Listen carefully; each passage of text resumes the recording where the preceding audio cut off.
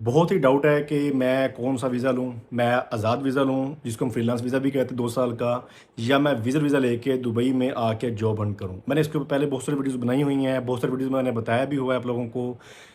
अब इस वीडियो में आप लोगों का फिर अगेन डाउट क्लियर कर दूँ कि आप देखें, इसमें कुछ चीज़ें हैं जो कि मैंने वर्किंग करने के बाद दोबारा सोचा कि इस वीडियो में आप लोगों के साथ वो चीज़ें हैं, वो मैंने जो स्टडी की हैं वो आप लोगों के साथ डिस्कस करूँ कि आप लोगों को मैं क्यों नहीं कहता कि आप लोग यहाँ पे फ्रीलांस वीज़ा लेके आएँ।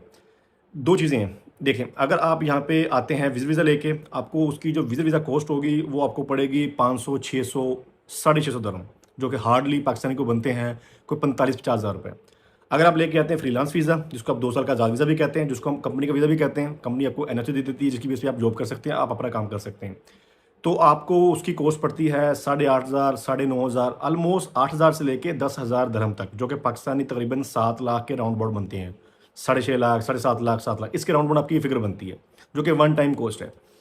अच्छा, ये वीज़ा कॉस्ट है जस्ट। अगर आप देखें अपनी कॉस्ट ऑफ लिविंग्स को कि यहाँ पे आके आपने रहना है, वो अपने आज़ाद वीज़ा के ऊपर आके भी रहना है, वो आपने वहाँ यहाँ पे आके विज़ा वीज़ा के ऊपर भी रहना है आके, तो कॉस्ट ऑफ लिविंग्स आपकी सेम होगी। आपने यहाँ पे अकोमोडेशन चाहिए होगी आपको, आपने 3 टाइम का खाना भी खाना होगा, आपने ट्रांसपोर्ट भी यूज़ करनी होगी, इसके अलावा छोटी-मोटी एक्टिविटीज़ भी होंगी। ये कॉस्ट तो आपकी फ़िक्स है, ये तो आपके खर्चे होने ही होने हैं।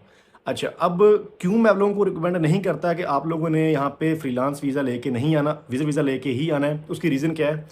जब आप यहाँ पे आएँगे, आपने ले लिया फ्रीलांस वीज़ा जिसकी वन टाइम कॉस्ट है 7-8 लाख रुपए।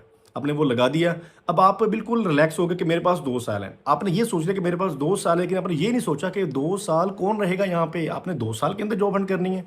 या तो आपका ये मोटिव है कि यहाँ पे आकर अपना काम करना, फिर तो ठीक है, फिर तो एक वो एक्सेप्शनल केस है।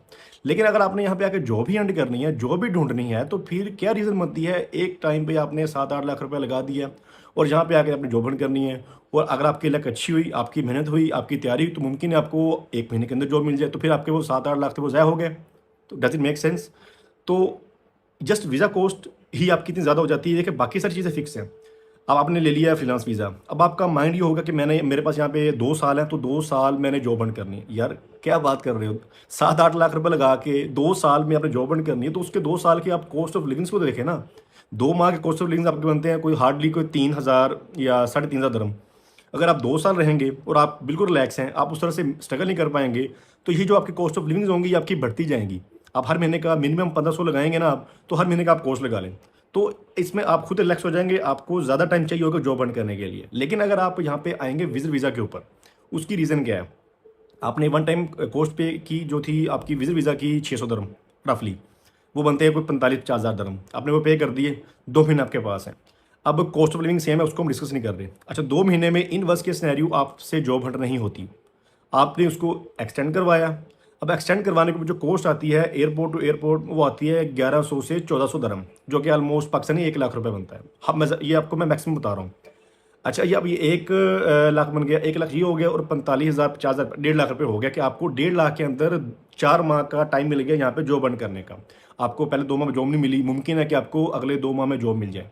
अगर आपकी मेहनत होगी, क्योंकि इसमें आपको आइडिया होगा कि यार मेरे पास टाइम शॉर्ट है, तो मुझे इस टाइम के अंदर ही कुछ गेन करना है, जॉब बंद करनी है, उसके लिए मुझे कुछ भी करना पड़े, जो भी हंटिंग मेथड्स हैं वो अप्लाई करने पड़े, लेकिन मैंने इन टाइम के अंदर जॉब हंट करनी है। फिर आपका एक मोटिव होगा, आपके पास एक टारगेट होगा कि यार मेरे पास ये टाइम है, इसी टाइम के अंदर मैंने रह के जॉब बंद करनी है। तो आपने फिर क्यों इतने ज़्यादा पैसे ज़ाया करने हैं? अगर आप वो पैसे ज़ाया कर लेते हैं, आपको जॉब मिल जाती है पहले 2 माह में, 1 माह में, तो कंपनी आपको, मेरा नहीं ख्याल कि कंपनी आपको कहेगी कि आप उस वीज़े के ऊपर जॉब करें, क्योंकि कंपनी इस पे इनसिक्योर होती है, क्योंकि कंपनी के डाटा यहाँ पे होता है कॉन्फिडेंशियल।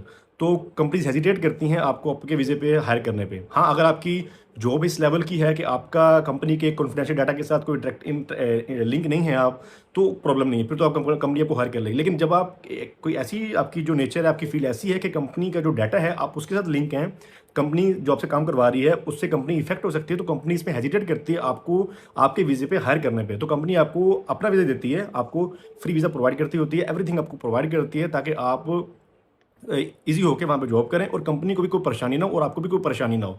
तो फिर कोई सेंस नहीं बनती कि आपने 7-8 लाख रुपए लगाना है।